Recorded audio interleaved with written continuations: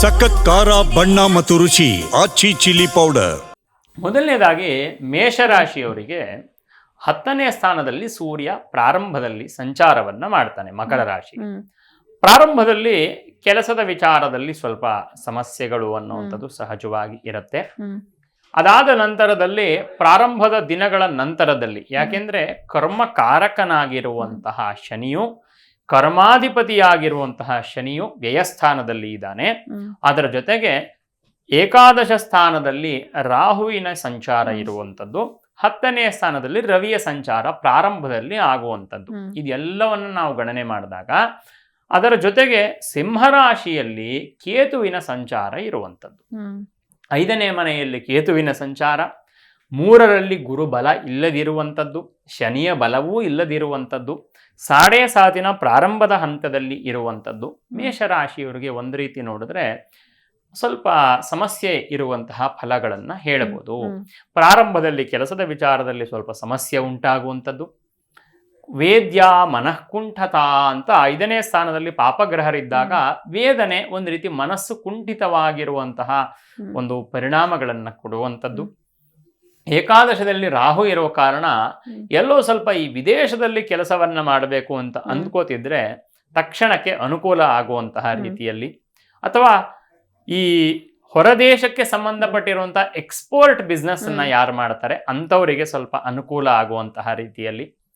ಅದರ ಜೊತೆಗೆ ವಿದ್ಯಾರ್ಥಿಗಳಿಗೆ, ಉನ್ನತ ವಿದ್ಯಾಭ್ಯಾಸವನ್ನ ಮಾಡ್ತಿರುವಂತಹ ವಿದ್ಯಾರ್ಥಿಗಳಿಗೆ ಸೋಮಾರಿತನದಿಂದ ವಿದ್ಯಾಭ್ಯಾಸದಲ್ಲಿ ಸ್ವಲ್ಪ ಹಿನ್ನಡೆ ಆಗುವಂತಹ, ಮತ್ತೆ 3ನೇ ಸ್ಥಾನ ಉಪಜಯ ಸ್ಥಾನ ಅಂತ ಕರಿತೀವಿ. ಹಾಗಾಗಿ ಸ್ವಲ್ಪ ಅಣ್ಣ ತಮ್ಮಂದಿರ ಸ್ಥಾನದಲ್ಲಿ ಸಮಸ್ಯೆಗಳಾಗುವಂತಹ ಸಾಧ್ಯತೆಗಳು ಸಹಜವಾಗಿ ಮೇಷರಾಶಿಯವರಿಗೆ ಕಾಣಸಿಗತ್ತೆ.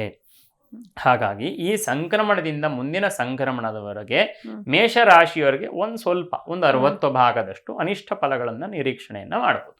ಹಾಗಂದ ತಕ್ಷಣ ಇನ್ನ ಈ ವರ್ಷದಲ್ಲಿ ಏನು ಹಾಗಾದ್ರೆ ಒಳ್ಳೇದಾಗಲ್ವಾ ಅಂತ ಅಂದ್ಕೊಳ್ಳಿಕ್ಕಾಗಲ್ಲ. ಜೂನ್ ತಿಂಗಳ ನಂತರದಲ್ಲಿ ಗುರುವಿನ ಸಂಚಾರ ಕರ್ಕಾಟಕ ರಾಶಿಗೆ ಆದ ನಂತರ ಅವರಿಗೆ, ಮೇಷರಾಶಿಯವರಿಗೆ ಸ್ವಲ್ಪ ಕೌಟುಂಬಿಕ ಸುಖ ಅನ್ನುವಂಥದ್ದು ಪ್ರಾಪ್ತವಾಗುತ್ತೆ. ಅಂದ್ರೆ ಇಷ್ಟೆಲ್ಲ ಏನೇನೋ ಸಮಸ್ಯೆಗಳನ್ನು ಅವರು ಅನುಭವಿಸಿ ದುರ್ಘಟವಾಗಿರುವಂತಹ ಮಾರ್ಗದಲ್ಲಿ ಕ್ರಮಿಸಿ ಬಂದ ನಂತರದಲ್ಲಿ ಒಂದು ಸ್ವಲ್ಪ ಅವರಿಗೆ ಉಪಶಮನ ಆಗುವಂತಹ ಒಂದು ಯೋಗಗಳು ಅನ್ನುವಂಥದ್ದು ಜೂನ್ ತಿಂಗಳ ನಂತರದಲ್ಲಿ ಮೇಷರಾಶಿಯವರಿಗೆ ಸಹಜವಾಗಿ ಕಾಣಸಿಗತ್ತೆ. ಹಾಗಾಗಿ ಮೇಷರಾಶಿಯವರಿಗೆ ಪ್ರಾರಂಭದಲ್ಲಿ ಸ್ವಲ್ಪ ಅನಿಷ್ಟ ಫಲಗಳು, ಕೆಲಸದ ವಿಚಾರದಲ್ಲಿ ಸ್ವಲ್ಪ ಸಮಸ್ಯೆ, ಕೌಟುಂಬಿಕವಾಗಿ ಸ್ವಲ್ಪ ನೆಮ್ಮದಿ ಇಲ್ಲದಿರುವಿಕೆ, ಆಮೇಲೆ ವಿದ್ಯಾರ್ಥಿಗಳಿಗೆ ತೊಂದರೆ, ವಿದ್ಯಾರ್ಥಿಗಳಿಗೆ ಓದಲಿಕ್ಕೆ ಸ್ವಲ್ಪ ತೊಂದರೆ ಉಂಟಾಗುವಂಥದ್ದು, ಇದೆಲ್ಲವೂ ಕೂಡ ಸಹಜವಾಗಿರುವಂತಹ ಒಂದು ಸಮಸ್ಯೆಗಳು. ಏನ್ ಮಾಡಬಹುದು ಮೇಷರಾಶಿಯವರು? ಮೇಷರಾಶಿಯವರು ಹೆಚ್ಚಾಗಿ ಆಂಜನೇಯ ಸ್ವಾಮಿಯ ಆರಾಧನೆಯನ್ನ ಮಾಡುವಂಥದ್ದು, ಗಣಪತಿಯ ಆರಾಧನೆಯನ್ನ ಮಾಡುವಂಥದ್ದು ಅವರಿಗಿರುವಂತಹ ಸಮಸ್ಯೆಗಳನ್ನ ನಿವೃತ್ತಿ ಮಾಡುತ್ತದೆ. ಹಾಗಾಗಿ ಮೇಷರಾಶಿಯವರು ಯೋಚನೆಯನ್ನ ಮಾಡದೆ ಆಂಜನೇಯ ಸ್ವಾಮಿಯ ದರ್ಶನವನ್ನು ಶನಿವಾರದಂದು ಮಾಡುವಂಥದ್ದಾಗಿರಬಹುದು. ಆಂಜನೇಯ ಸ್ವಾಮಿಗೆ ಒಡೆಯ ಹಾರ, ವಿಳ್ಯದೆಲೆಯ ಹಾರ, ಎಕ್ಕದೆಲೆಯ ಹಾರ ಸಮರ್ಪಣೆಯನ್ನ ಮಾಡುವಂಥದ್ದು. ಗಣಪತಿಗೆ ವಿಶೇಷವಾಗಿ ಗಣಪತಿಗೆ ನೈವೇದ್ಯವೇ ಅತ್ಯಂತ ಇಷ್ಟವಾಗಿರುವಂಥದ್ದು, ಅದರಲ್ಲೂ ಸಿಹಿ ಪದಾರ್ಥ.